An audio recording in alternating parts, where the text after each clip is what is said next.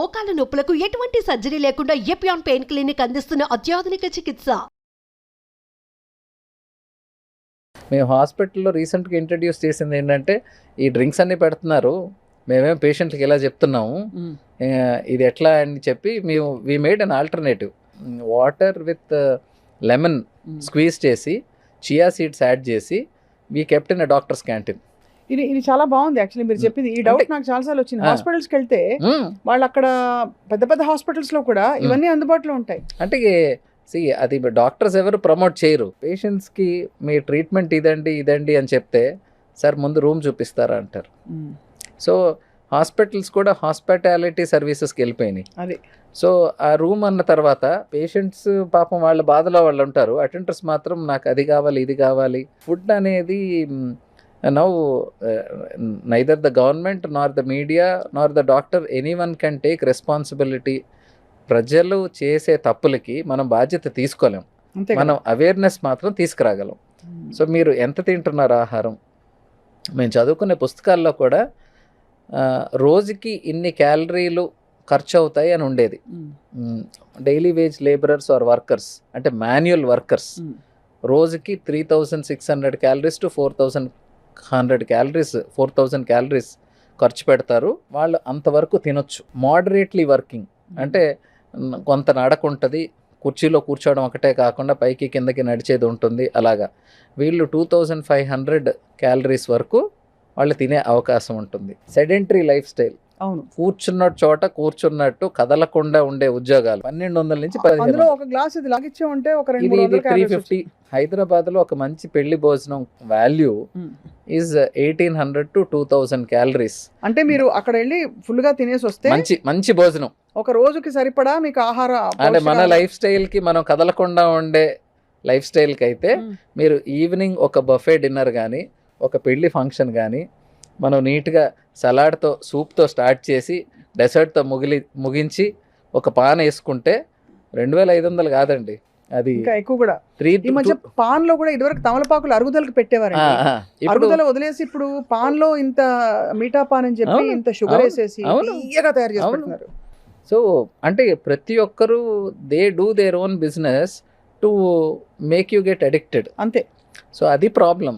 అందుకని అందరూ గుర్తుంచుకోవాల్సింది అంటే నేను నా పేషెంట్స్కి ఫస్ట్ వెయిట్ లాస్ మేనేజ్మెంట్లో చెప్పేది number 1 avoid parties, number 2 avoid buffets, number 3 మీరు ఎక్కడికన్నా పెళ్ళికి వెళ్తే కూడా తినేసి వెళ్ళండి, ముందు సలాడ్ తినేసేయండి, మీ కడుపు అంతా సలాడ్ తినేసేయండి.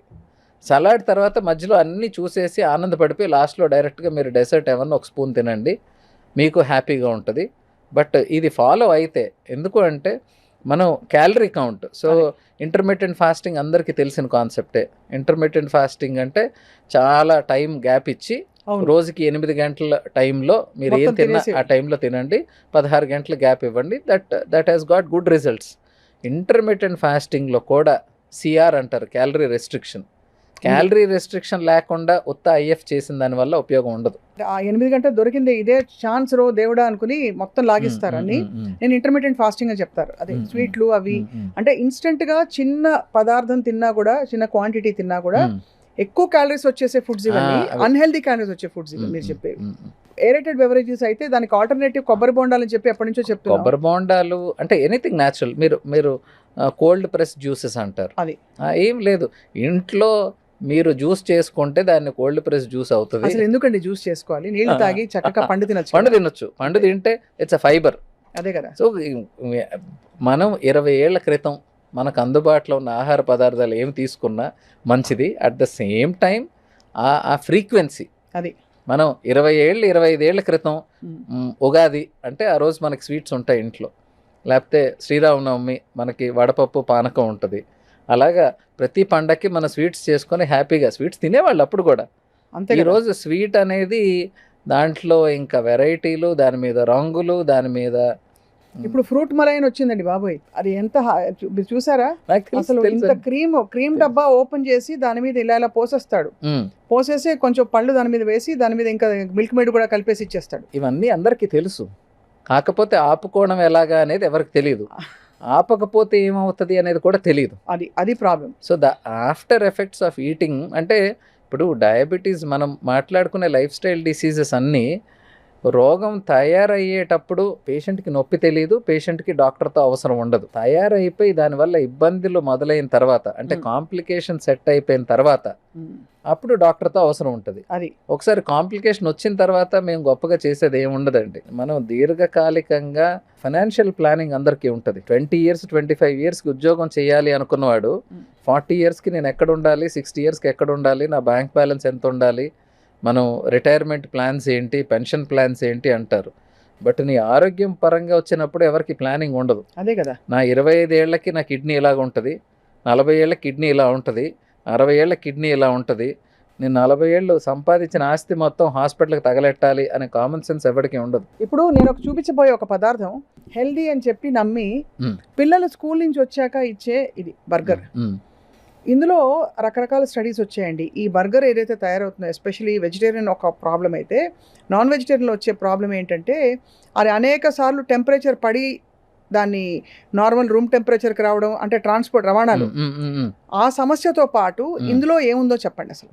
మీరు బర్గర్ అన్న వెంటనే మళ్ళీ మనం ఇండివిజువల్ కాంపోనెంట్స్కి వెళ్తే మీకు ఆ bread it is made out of maida, which is మళ్ళీ రిఫైన్డ్. మీకు మైదా దగ్గరకు వస్తే ఆటాకి మైదాకి తేడా ఏంటి? Atta is made from whole wheat, maida అనే లోపల it is refined wheat. So first of all అక్కడే ప్రాసెసింగ్ జరిగిపోయింది. తర్వాత లోపల ఏముంది, దట్ ఆ మధ్యలో అది ఏమంటారు, కట్లెట్ అనుకోండి, ఇంకోటి అనుకోండి, దట్ ఈస్ ప్రాసెస్డ్. వెజ్ అన్నా నాన్ వెజ్ అన్నా అది ప్రాసెస్డ్. ఈ ప్రాసెస్డ్కి మళ్ళీ డీప్ ఫ్రైడ్. అంటే హెల్త్లో మనం ఏమేమి చండాలం అని చెప్తామో ఆ చండాలం అన్నీ లేయర్లుగా పెట్టుకొని దానికి హెల్దీ అని చెప్పి మనం ఆకులేసి, ఇట్ ఈస్ నాట్ హెల్దీ. అంటే చాలా మంది ఏమనుకుంటారండి, ఆ బర్గర్ లో ఉండే మధ్యలో ఉండే చికెన్ ఆర్ వాట్ ఎవర్, అదొక 20-30 గ్రాముల ప్రోటీన్ వచ్చేసింది పిల్లాడికి, బ్రెడ్ ప్రోటీన్ మధ్యలో ఒక్క టమాటో ముక్క పెడతాడు వాడు. అలసందలండి, అలసంతలు, గుగ్గిళ్ళు.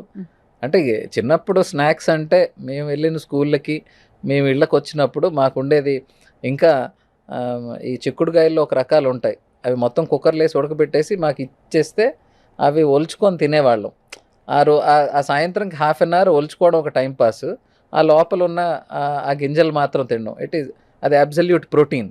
సో ఇప్పుడు పేరెంట్స్కి టైం లేదు, so we have found shortcuts. మీ షార్ట్ కట్స్కి ఎవడో బిజినెస్ చేసుకుంటున్నాడు. Burger is definitely